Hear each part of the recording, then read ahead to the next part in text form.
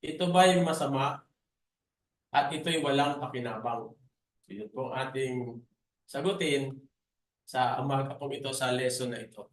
Kasi po minsan, pagka marami ito kasi ginagamit sinabi sa kasulatan, lahat ng bagay sa mundo ay walang kabuluhan. Kaya kayo, kung may lupa kayo, pamigay nyo na, di ba? Walang kabuluhan eh. So ginagamit po siya ng mga bagay na minsan ay nalilito o naluloko natin yung naluloko ng iba. Ibang mga tao, kaya nag-umpisa yung mga ngaral. For example, Lariento.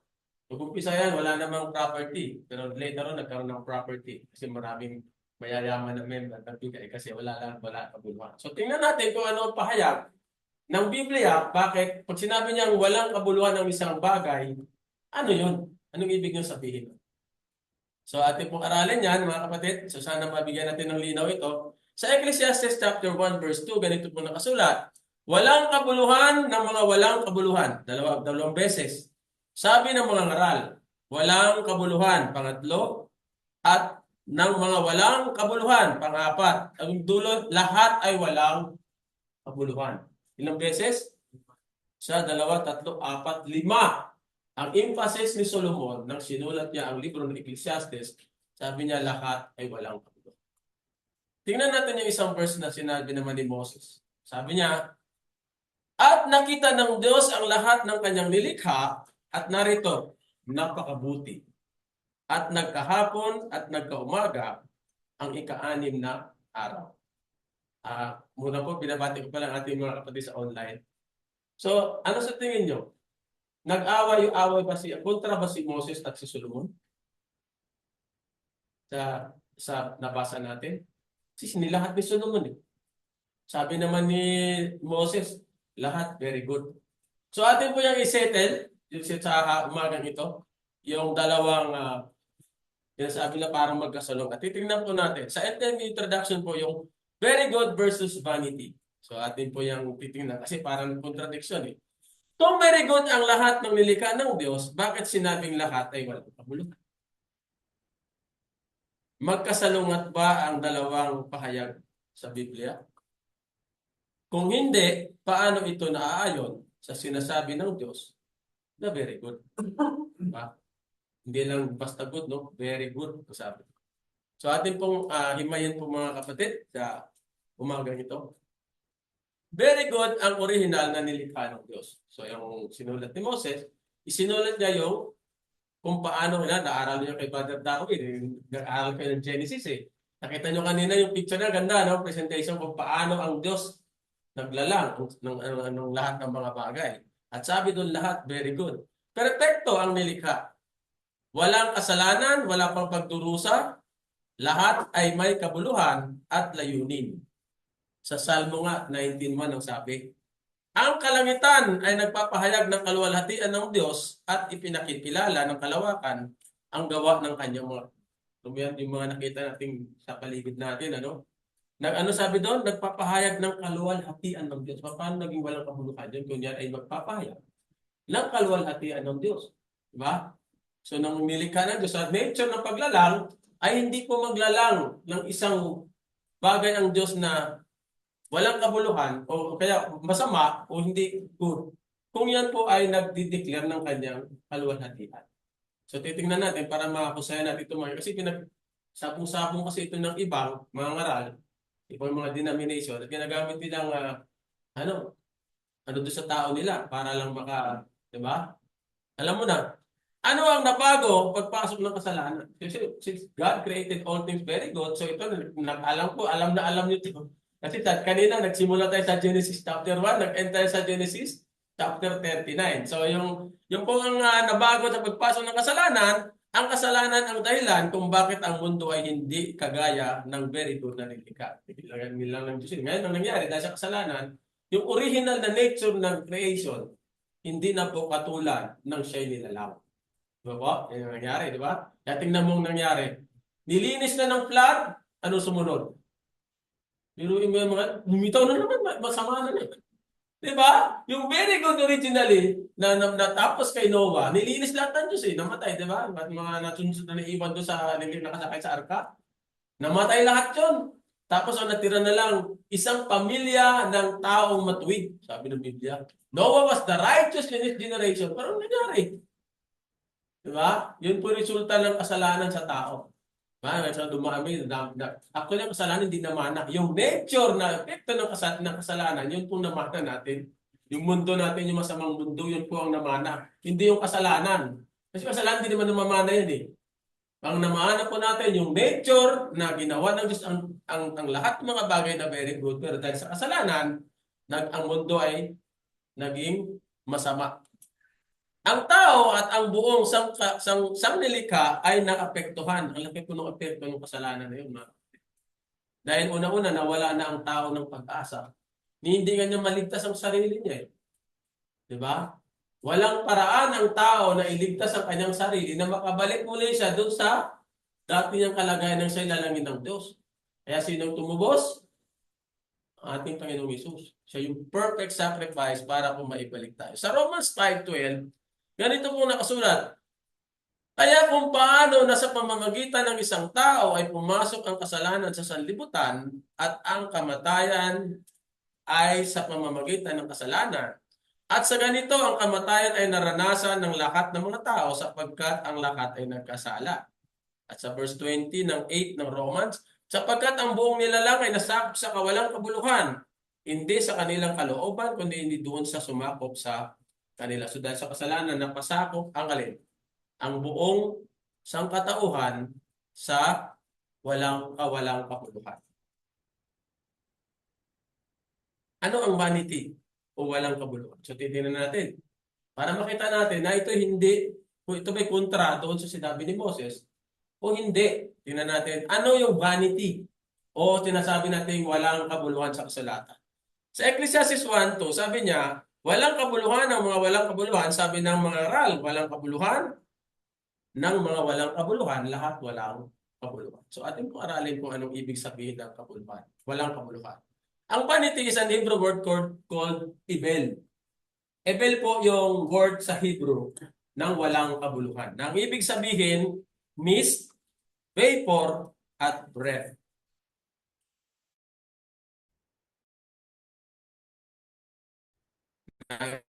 Ibig sabihin, mabilis mawala, walang direksyon. Psalms 39:5 ito kasulat. Narito, gaya ng mga dangkal, ginawa mo ang aking mga kaarawan at ang aking gulang ay tila wala sa harap mo. Tunay na bawat tao sa kanyang mainam na kalagayan ay pawang walang kabuluhan. So, ang meaning pala mga kapatid ng walang kabuluhan. Hindi masama ang meaning niya. Hindi rin evil, hindi rin walang pakinabang. Kundi sabi doon, temporal. O naging siya, kagaya ng word na mist o vapor, mabilis mawala, mabilis mawala. That means, walang kabuluhan means there is no eternal significance. Bakit? Dahil nga doon sa kasalanan. Di ba ang tao, bago sila magkasala, nakita natin yung promise ng Diyos sa kanila. Pag sila sumunod sa Diyos, magkakaroon sila ng buhay na walang hanggan. Which is karoon din sa atin. Kasi ang panawagan hanggang ngayon, ganun din na nagkasala ang tao, niligtas ni Kristo. Anong panawagan? Sumunod ka sa Diyos para Para magkaroon ka ng buhay na walang hanggan. Magkaroon ka ng kabuluhan. Kumbaga sa So, ang walang kabuluhan mga kapatid ay naging temporal. Naging panandalian, lumabas sa mga yun. So, ibig sabihin ba noon ay, titignan mo, hindi talaga sa evil na sinasabi. Direct na sinasabi ng Biblia. Pag sinabi walang kabuluhan, evil na Ang sabi doon ng meaning ay naging panandalian. Bakit? Mamaya, titingnan po natin sa patuloy nating pag-aral sa usaping ito mga kapatid. Sa James chapter 4 verse 14, sabi niya, kayong nga'y hindi nakaalam ng mangyayari bukas, ano ang inyong buhay? Kayo ay isang singaw na sa sandaling panahon ay lumitaw at pagdakay na papawi. Bakit sinabi na ito ni James? Ito epekto na ng kasalanan. Kung walang kasalanan, hindi naman isusulat Ba? Kasi ang tao may promise yan. Meron siyang promise of eternal life kung saan maging obedient sa Diyos. Mga kapatid. Pero dito nakita natin na sinabi na ang buhay natin singaw. Ang konteksto ng Ecclesiastes is under the sun. Ibig na under the sun. Tandaan natin mga kapatid, pag binasa natin ang Ecclesiastes, pag nakabasa tayo ng lahat ng tandaan mo, si Solomon nagsulat ng Ecclesiastes sa tema ng buhay ng tao na walang Diyos. So kung yun ang tema ng sulat ni Solomon, makikita natin ang sabi niya, lahat walang kabuluhan. Sabi nga niya, ano ang mapakinabang mo sa mga bagay sa ilalim ng araw? Yung karangyaan, yung mga kayamanan, yung fame. Maging wala ang lahat yan, maging temporal lahat yan kung yan ay ginawa mo sa ilalim ng araw. Sabi ko, higit 13 beses ginamit ang term na under the sun. Hindi ito under God. Ito ay human perspective lamang. Kaya sa naging walang kabuluhan. Kaya pag tayo, tingnan mo si Joseph, nang siya ay kanina, kita natin, no, tinukso siya ng kinakorner siya ng tukso. Pero ano ginawa niya? Lumayo eh. Bakit? Ayaw niya maging walang kabuluhan siya sa Diyos. Ayaw niya magkaroon siya ng temporary existence. Gusto niya alin, makasama niya ang Diyos. Umiwas siya eh. To the best of his ability. Tamo, kahit inakusahan na siya, anong nangyari? Kaya sabi ko, pag ang tao ay manatili sa Diyos, saan man siya mapunta, he will be blessed. At yung blessing na yun, hindi blessing material yun, mga kapatid. Yan ay eternal blessing, kagaya ni nangyari kay Joseph. Nakulong na, kung paano siya kay Potiphar na, na tagapamahala, pag dito sa kulungan, siya pa rin tagapamahala. Biruin mo yun, mga kapatid. That is how important na isang tao is under God, is under His kingdom. Diba? Nasa ilalim siya ng paghahari ng Diyos. Diba po? Kaya lahat na parang walang kabuluhan, mga kapatid. Kaya pagka wala tayo sa Diyos, ay kaya babasahin mo Ecclesiastes, tingnan nyo yan. Kung anong sinasabi doon. Kaya huwag mo sinipirpirtahin yun, napalkalahatan yun, tingnan mo ang konteksto, bakit sinulat ni Solomon ang Ecclesiastes. Kasi yan ang picture ni Solomon ng buhay ng tao pag siya'y walang Diyos. Yan ang kanyang content ng Ecclesiastes. Di ba na-lesson din natin Ecclesiastes 12? Tingnan yun. So dito mga kapatid, sabi nga sa Jeremiah 10:23, O Panginoon, talastas ko ang lakad ng tao ay hindi sa kanyang sarili, hindi para sa taong lumalakad ang magtutuwid ng kanyang mga hakbang. Wala siyang pag-asa. Pag ikay nandun na sa temporary state o kaya nahiwalay ka sa Diyos, hindi po. Hindi natin maituwid ang ating sarili. Sa John 15:15, ano sabi? Ako ang puno ng ubas, kayo ang mga sanga. Ang nanatili sa akin at ako'y sa kanya ay siyang nagbubunga ng marami sapagkat kung kayo hiwalay sa akin ay wala kayong magagawa. Sabi ng ating Panginoon Jesus. Diba? Ganun din yun. Pag tayo nawala sa Diyos, tayo magiging vapor. Magiging lang sa singaw ang mangyayari sa atin. Diba? Ganun ang nature natin. Pero pasalamat tayo mga kapatid na tayo niligtas ng ating Panginoon. Mayroon tayong chance na maalis tayo sa pagiging singaw.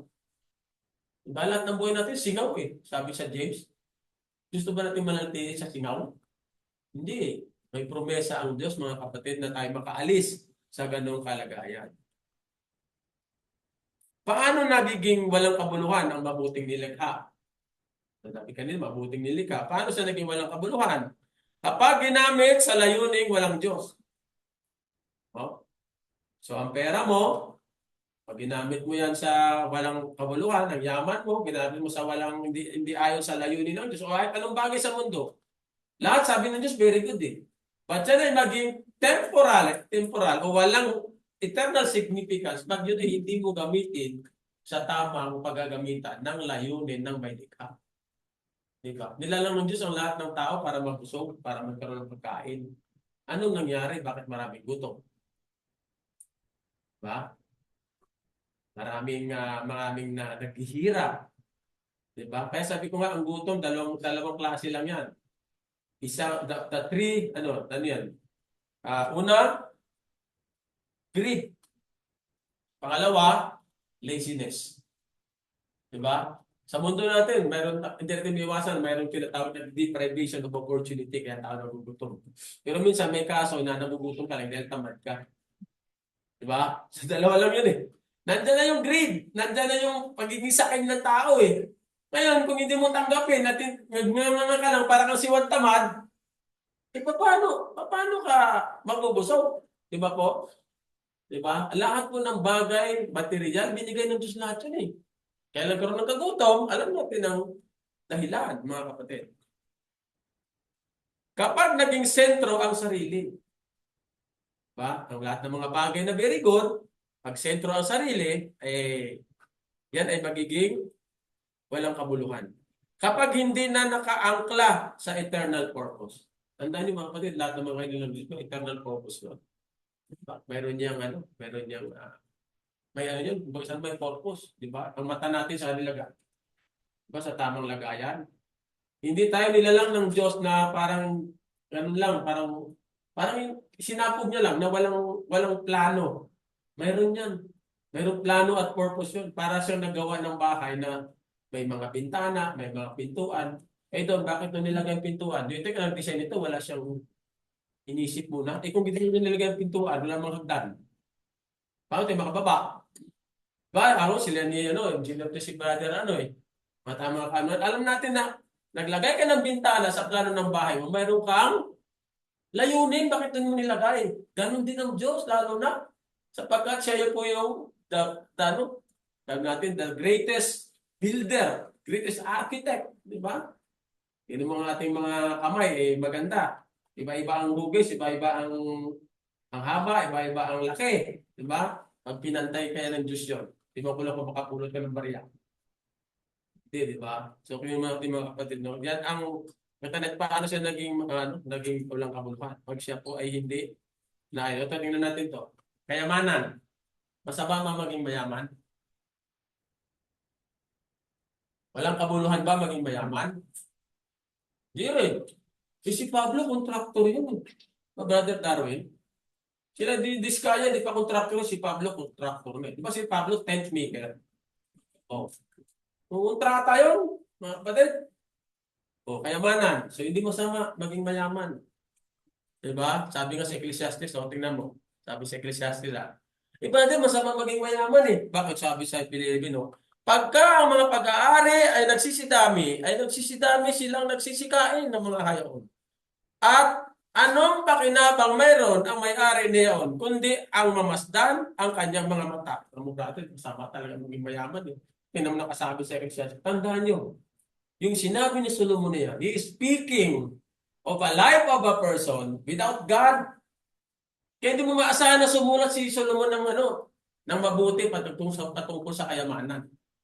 Kasi ini-illustrate na dyan, pag ang tao ay wala sa Diyos, ganun ang tingin niya sa kayamanan. Lahat na lang umpisa yan sa piso. Maliit ang piso, di ba? Gawin natin 100. Maliit ang 100, gawin natin 1,000. O, di ba? Gawin natin, maliit ang 1,000, milyon. Tapos lahat na ng milyon, trilyon, lahat. Hindi pa rin nasasatisfy. Bakit? Walang Diyos eh. So, hindi masama magkaroon ng yaman. At hindi naman yan sinagbabawal. Ang pinagbabawal, kung yun sambahin mo kayamanan. Kasi wala na sa purpose ng Diyos yun eh.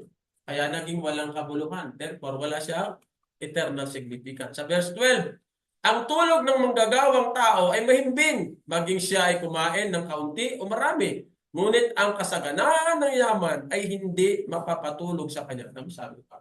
Sabi ni Solomon. Pag ang isang tao ay namumuhay na wala sa ilalim ng Diyos, mga kapatid, ganyan mangyari sa kanya. Hindi siya makatulog. Hindi makalabas ng walang bodyguard. Diba? Pero yung manggagawa parilo mo silang pinain, sarap ng tulog Parilo silang tulog. Pero mahirap. Diba? Pagka ganyan ang sitwasyon mo, kaya illustration ni Solomon, tingnan, puro Ecclesiastes yan mga kapatid. Sumunod. Kasiyahan. Bawal ba maging masaya? Diba? Tapos pag binasa mo sa Ecclesiastes, ay hindi tayo magsaya. Magsimangot na tayo lahat. O sabi doon, sinasabi ko sa aking puso, pumarito ka ngayon, subukin kitang may kasayahan, kaya't magsagawa ka sa kalayawan. At narito, ito rin ay walang kabuluhan. Walang kabuluhan o masaya. Binasa mo sa Ecclesiastes Pero hindi mo yun alam yung konteksto ng sumulat. Kahit anong kasayahan, pag wala ang Diyos, walang kwenta. Diba? Sabi nga nila, May problema Brad, kaya magsaya tayo. Ito yung Red Horse. Tandaan nyo, ano bang ano kayo? Year of Fire Horse ha? Hindi panahon ng hindi Year of Red Horse. Kaya baka malito kayo ha. Sabihan yung mga friends nyo sa kapitbahay nyo na palainom. Tandaan mo, Year of the Fire Horse ngayon, hindi Year of the Red Horse. Diba mga kapatid? Pasaya tayo kasi matanggal ang ating problema. Tanggal mo ang problema. Nalasing, nakatulog. Pagkagising, nagdagdag ang problema dahil may hangover. Ganito yun eh. Kung bawal mo masaya, kung bawal mo tayo ng Diyos na maging masaya, hindi eh. Nilalangan niya tayo para maging masaya. Mamaya, babasahin natin yun. Doon din sa libro ng Ecclesiastes, sabi sa 2, aking sinabi tungkol sa tawa ay ulol. Ano yun? Bawal na pala tumawa. Di ba? At sa kasayahan, anong ginagawa nito? Kung i-conclude mo agad na sinabi ni Solomon, ay buwa, simula ngayon, hindi na ako ngigiti. Hindi na ako maging masaya. Hindi na ako magkilito. Kasi wala naman palang kabuluhan lahat yun, sabi ni Solomon. Di ba? Yun minsan may kapatid, pagka hindi mo talaga kaya importante na kunin mo yung ano eh. Yung ang tawag ng hermeneutics ba yun? Na malaman mo yung nature ng sumulat, anong kanyang sulat, para kanino yun, at kanya sinulat yun. Dapat alamin mo yun, mga kapatid. Kaya napaka-importante, makikita mo yung tunay na meaning eh. Di ba? So ayan, kasi hindi rin mo pala bawal. Pwede rin maging masaya. Ito, tagumpay. Yung pay mo, di ba? Sabi natin, since wala nang tagumpay, hindi ka na ba mag-strive to excel? Diba? Ano sabi niya sa Ecclesiastes 2:11? Nang magkagayoy, minasdan ko ang lahat ng mga gawa, nagiwanawa ng aking mga kamay, at ang gawain ng aking pinagsisikapang gawin, ay narito, lahat ay walang kabuluhan at nauwi sa wala at walang pakinabang sa ilalim ng araw. So paano yan? Hindi na ba tayo magsikap? Sinabi ni Solomon yan. Hindi na ba tayo mag-aaral? O, di ba gusto mo maging doktor? O dati ako dati ako tatanim ng tubo. Hanggang sa nag-aapas ako, nag-aanong ko yan dahil ang hirap ng buhay. Eh kung nabasa ko to, baka doon pa rin ako. Di ba? Maraming tao yan, grabe ang hirap eh. Buti, baka kasi mga hindi nabasa ito eh. Kasi kung nabasa ito, interpret na ganyan. Hindi ka na magsisikap. Sabi ni Solomon, ano yung tagumpay? Ano yung tagumpay? Walang kwenta yung tagumpay eh. Pero yung pala, ang konteksto ni Solomon, gaano man yung kalaki ang accomplishment mo, gaano man kalaki ang yaman mo, kung yan ay wala sa Diyos, yan ay walang, it will not give you eternal significance. Wala pa yun eh. Bakit? Temporal lahat yun. Hindi yan mananatili. Di ba? Kaya minsan na ano ito eh, na extreme, nasa kabilang extreme yung pag-interpret. Pero mga kapatid, walang bawal. Gusto na natin magtagumpay tayo eh. Pero nagtagumpay na naaayon ko sa kagustuhan ng Diyos. Mga kapatid. Kaya di ba sabi sa panalangin, pinagbawal yung mga walang kabuluhang paulit-ulit. Dami doon sa instruction ni Kristo eh. Ang hindi mo talaga panalangin mo, yung alin? Yung may kabuluhan. Ano yung may kabuluhan? Yung mga bagay na may eternal significance. Ito, real talk to eh. Minsan ka Lord, bigyan mo ng ganito. Lord, bigyan mo ng ganyan. Lord, bigyan mo ng ganito. Pero yung kaalaman sa Biblia, hindi hiningi. Na yun ang pinaka-importante na hiningi ng Diyos. Dahil yun ang kaalaman sa salita ng Diyos ay ano? Yan ang may kabuluhan. May eternal significance yun eh. Lord, bigyan mo Ferrari. Lord, bigyan mo iPhone. Sana mabili ko ng iPhone. Lord, gusto ko. Diba? Lord, sana maganda yung ulam bukas. Kasi si Papa nagkaroon ng ganito. Diba ganun ba lagi? Importante natin. Grabe talaga pagmamahal natin sa physical. Mga kapatid. Pero lagi siya sabi ni Father Bot eh. Dapat yan pantay eh. Hindi man ibig sabihin na ang physical mo ay maganda. Ang spirito mo hindi. Kasi sabi nga si Kristo nga lumaki na ayon sa pangangatawan at kaalaman. Kristo. Kaya si Kristo, hindi ako niniwala ng kanyang daliri pang Miss Universe. Diba? Nakita niyo ang picture ni Jesus Christ? Na nakita natin yung common. Daliri no, maganda pa sa daliri ni Sister Jenny. Pang Miss Universe eh. Kaya pa yun? Si Kristo makisig. Hindi ko malnuris ang ating Panginoong Isus. Ano ba kasi ang matipuno yun? Tsaka ang trabaho niya bilang carpenter o maging kanilang profesyon. Eh, ang carpenter naman noon, hindi katulad ng carpenter ngayon na ano na eh. Hindi makina. Pag naglagay na ng ano, hindi na halos pindutin mo lang eh. Nag-screw ka na ng ano eh. Ito, manumano eh. So, tapos ganun ang daliri. Pwede ganun mga kapatid. Trabaho. Ito. Sabi dito ni Solomon. Sapagkat ano ang tinatamo ng tao sa lahat ng kanyang gawa at nais ng kanyang puso ng kanyang ginagawa sa ilalim ng araw. Sapagkat lahat niyang kaarawan at ang kapanglawan lamang at ang kanyang pagdaramdam ay hapis, oo, pati sa gabi at hindi makapagpahinga ang kanyang puso, ito man ay walang kabut. Sabihin, wala tayong trabaho. Sabi nyo naman, diba? Ay, kahit tuloy iba, pag na-misinterpret to, ay, hindi maghanap ng trabaho, wala na. Sabi Solomon, wala namang kapuluhan yan eh. Ay, magtambay na lang ako. O, diba? Tatambay na lang ako kasi pagkagising mo, chichismisan mo yung lumadaan. Magtambay ka. Tapos nakakain ka rin naman. Magtambay lang ako habang buhay. Mayroon sa TikTok, tawa ko ng tawa dun eh. So, sabi niya, hanggang kailan ka maging tambay? Hanggang sa kumimatay. Siguro pagkatapos mo kuminom, pagkagising mo, magmimerienda ka naman sa umaga, sa hapon, tapos mo maglang sa tanghali, tapos pag may dumaan naman sa'yo, chichismisan mo na naman. Yung trabaho ng tambay, baka nakabasa ito nito. Di, walang kabulang trabaho eh. Sabi ni Solomon, ba't tayo magtatrabaho? So kasi in-interpret na walang kabuluhan ay masama. O kaya walang pakinabang. Mayroon. May pakinabang yan. As long na nagtrabaho ka, for the glory of God. At ang mga kinita mo, yung ano ginagamit mo sa tamang purpose kung bakit yan ginawa ng Diyos. Mga kapatid. Meron pa. Sa 1 John 2:17, ganito nakasulat, at ang sanglibutan ay lumipas, at ang masamang pita niyaon datapwat ang gumagawa ng kalooban ng Diyos ay nananahan magpakailan. Kita mo, kung sinabi ni Solomon na, na walang lahat, mayroon sabi ni Juan, kumontra si Juan. Ano kukontra ba sila? Hindi. Yung nag-interpret ng kumontra. Kasi sabi ni Juan, ang gumagawa ng kalooban ng Diyos ay nananahan magpakailanman. Wala bang kabuluhan yun? Yun ang may kabuluhan. Dahil mananahan ka magpakailanman. In contrast doon sa meaning na walang kabuluhan na temporal. Di ba?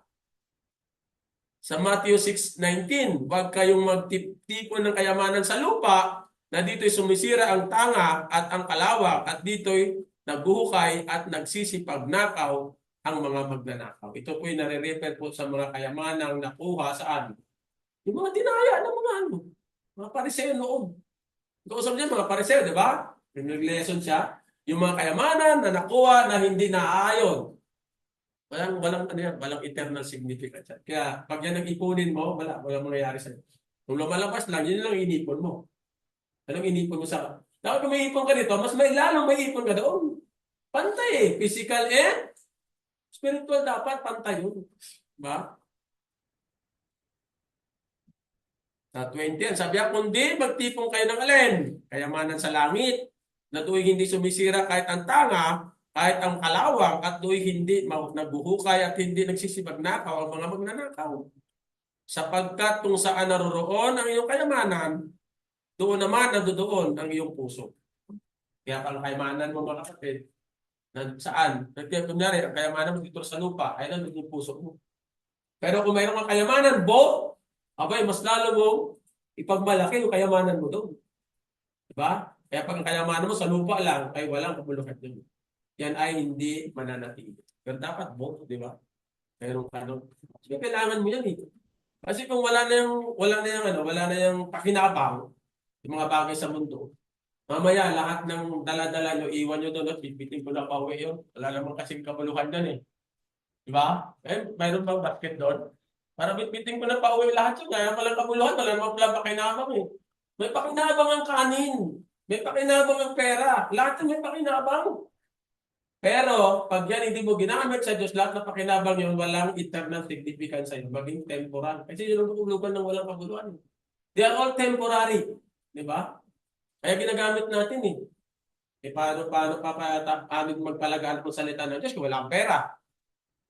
Diba? Ang pera hindi masama eh. Sinabi ba sa Bible ang pera masama? Wala eh. Yung pag-ibig sa pera, yan masama.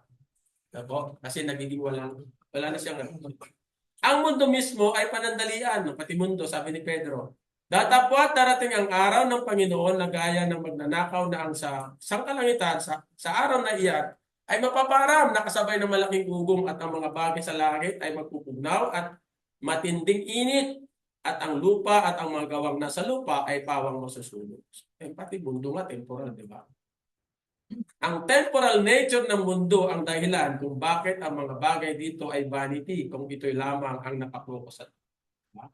Lahat ng bagay sa mundo, maging, ano yan eh, maging walang kabuluhan. Kung ang focus natin nandun lang. Diba? Pero kung ang focus natin, yung inilang kasi sabi mag-aaral sa Genesis, anong utos sa tao? Dress up nila ang alin.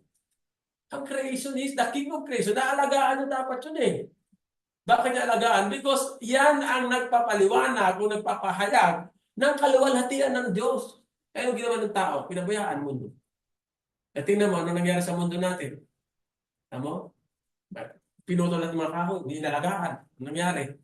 Dapat, kaya naging temporal yun eh. Bakit hindi ginamit sa tunay na layunin? Kung anong layunin nito? Bakit hindi nalagay? Diba? Ngunit hindi lahat ay walang kabuluhan. Ito yung maganda, mga kapatid. Na kahit ganitong mundo natin at sa kasalanan, naging walang kabuluhan, naging ganyan ang mundo, pati yung pati lahat. Pag ginamit sa hindi ayon sa layunin ng Diyos, ay naging walang kabuluhan. Pero mayroon pong mga bagay na may kabuluhan. Ang sabi sa Corinto 15:58, kaya nga mga kapatid, kung minamahal, kayo'y magsitatag. Huwag makilos ng laging sumasagana sa gawa ng Panginoon. Yamang nalalaman ninyo na hindi walang kabuluhan ang inyong gawa sa Panginoon. Tayo mga kapatid. Lahat ng ginawa natin na ayon sa Panginoon, yan pong lahat ay may kabuluhan. Hindi yan maging walang saysay. Sabi ni Pablo, ganito na ang ating mundo, nagkaroon ng kamatayan, nagkaroon ng mga sakit, hayaan mo na lang yan. Mawala yan sa kanyang at discourse. No? Pero tandaan natin, ang kabutihan na ginawa natin sa Panginoon ay hindi maging walang kabuluhan, sabi ni Pablo. Ano pa sabi dito? Kapag ang Diyos ang sentro, lahat ng bagay ay nagkaroon ng eternal meaning. Matthew 6:20-33, dapat hanapin muna ninyo ang kanyang kaharian at ang katuwiran at ang lahat ng mga bagay ay pawang daragdag sa inyo. Blessing na lang yun eh. Kaya unahin talaga dapat ang Panginoon. Colossians 3:23, anumang bagay na ginawa, inyong gagawin ng buong puso na gaya ng sa Panginoon at hindi sa mga tao. Yamang inyong nalalaman na sa Panginoon ay tatanggapin ninyo ang ganting mana sapagkat naglilingkod kayo sa Panginoong Kristo. Ito yung mga bagay, mga kapatid, na may kabuluhan. Ito yung dapat nating huwag kaligtaan, mga kapatid. Ang bagay na may tunay na kabuluhan sa paningin ng Diyos, ano yun?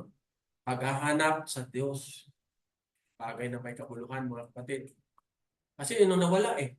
Dahil sa kasalanan, dapat ma-restore sa tao yun. Jeremiah 6:23-13, ang iyong hahanapin ako at masusumpungan ako pagka inyong sisiyasatin ako ng iyong buong puso. Pag indo'y naliglik ng tao, manatili siyang walang kabuluhan. May pag-asa tayo mga kapatid, kahit ng nature natin na walang kabuluhan, pag-asa tayo sa eternidad. Di ba? Pagsamba at pagsunod, mga kapatid. Sa 23, sabi niya dito, datapwat darating ang oras at ngayon nga nasasambahin ng mga tunay na mananamba ang Ama sa Espiritu at sa katotohanan sapagkat hinahanap ng Ama ang mga gayon na maging mananamba sa Kanya. Diyos ay Espiritu at ang mga sa Kanya nagsisamba ay kinakailangan magsamba sa Espiritu at katotohanan. Yung sagsamba sa Espiritu at katotohanan, hindi ito yung pipikit mo mata mo tapos wala akong kanina na image yan, worshiping Spirit. May ganun eh. Kasi pagka mag-imagine ka doon, may inimagine ka, hindi ka nagsamba sa Diyos sa Espiritu kasi ang Diyos Espiritu. No.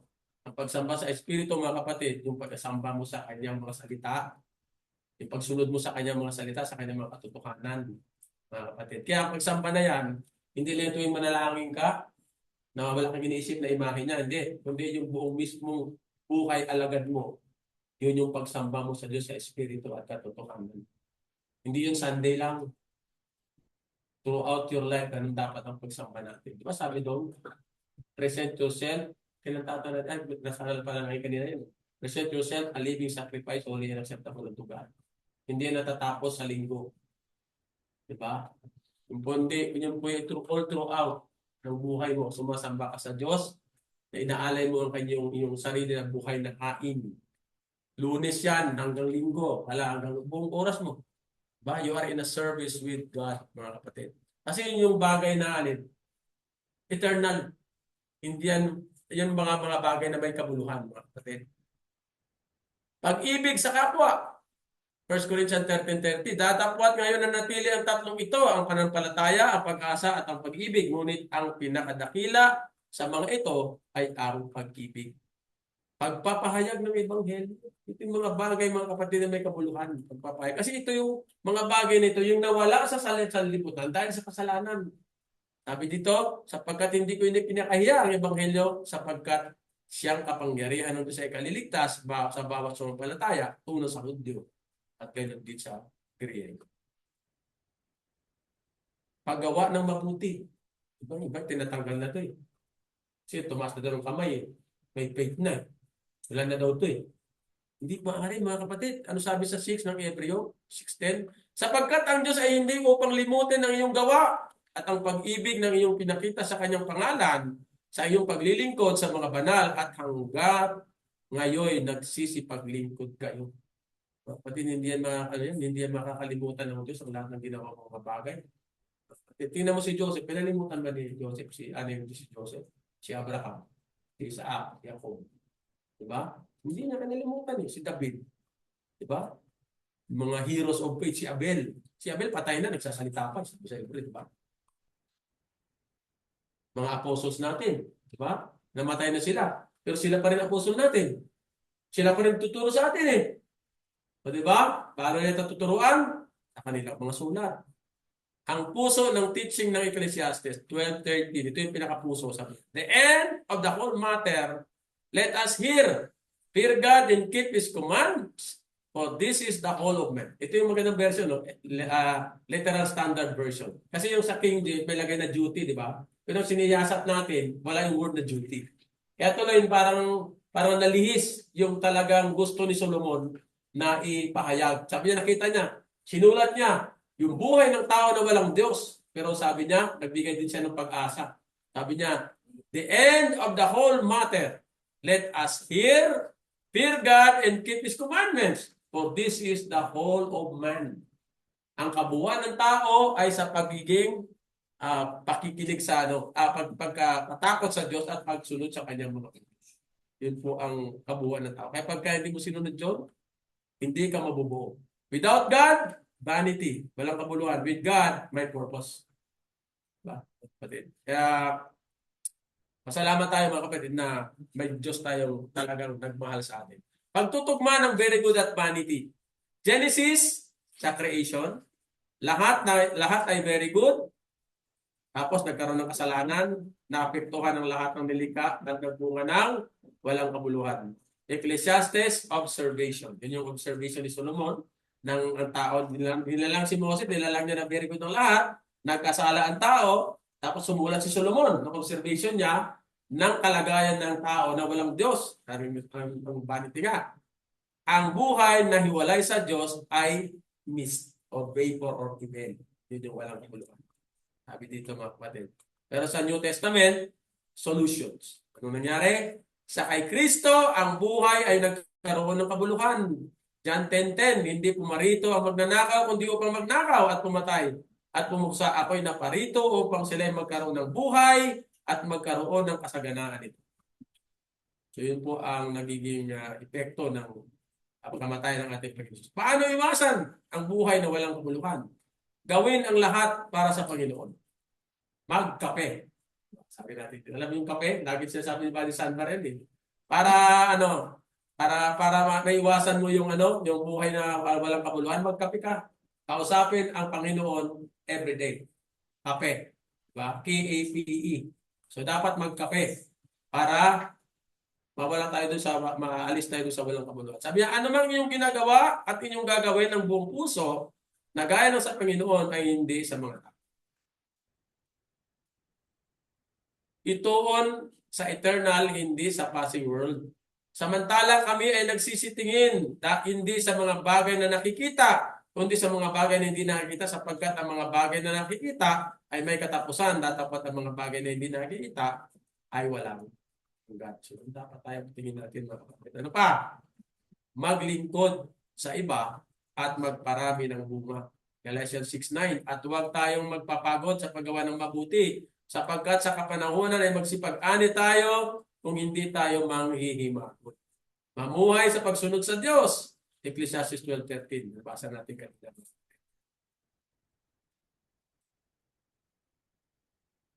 Conclusion. Salamat, conclusion. At nilikha ng Diyos ay very good. Ang kasalanan ang nagdala ng vanity. Ang buhay na iwalay sa Diyos ay ibel o temporal. Ang buhay na kasama ang Diyos ay may eternal significance. Kung tandaan natin mga kapatid, huwag tayo magpakuntyo sa mga nagsasabi na ibenta mo na lahat ng yung mga ari-arian. Dahil yan ay walang tapos yung pala napunta sa iba. Finally, Ecclesiastes 3:12, nalalaman ko na walang maigi sa kanila kaysa magalak at gumawa ng mabuti habang sila'y nabubuhay. Kita mo? Sa Ecclesiastes din natin nababasa kasi nagligay si Solomon ng mga bagay na solusyon doon, mga pag-asa doon sa mga in-illustrate niya na buhay ng tao na walang Diyos. Grabe doon, no? Malalaman na walang maigi sa kanila kaya magalak at gumawa ng mabuti habang tayo magpapag. Ano yun? Gumawa ng mabuti, magalak. Sabi doon, sa 13, anong sulat? At ang bawat tao rin naman ay mararapat kumain at uminom at magalak. Saan? Sa kalayawan? Sa walang kabuluhan? Hindi, magalak sa kabutihan. Sa lahat niyang gawa, siyang kaloob ng Diyos. Bigyan din mo ng conclusion. Kasi yun yung sinulat din nung una doon sa mga chapter, mga kita natin, ay ilustrasyon ng buhay ng tao na walang Diyos. Pero bandang huli, sabi niya, pag ikay nagkaroon ng takot sa Panginoon at sumunod sa Kanya, magkaroon ka ng buhay na may eternal significance. At ang sabi niya rito, magalak ka at gumawa ng mabuti habang ikay nabubuhay, mga kapatid. Ikaloob ng Diyos yun mga kapatid. Kaya din natin dapat yun, dapat atin po yung i-enjoy. Nandito tayo para i-enjoy ang gawa ng Diyos. Pero dapat ay naaayon sa kanyang layunin. So muli, isang magandang Thank you.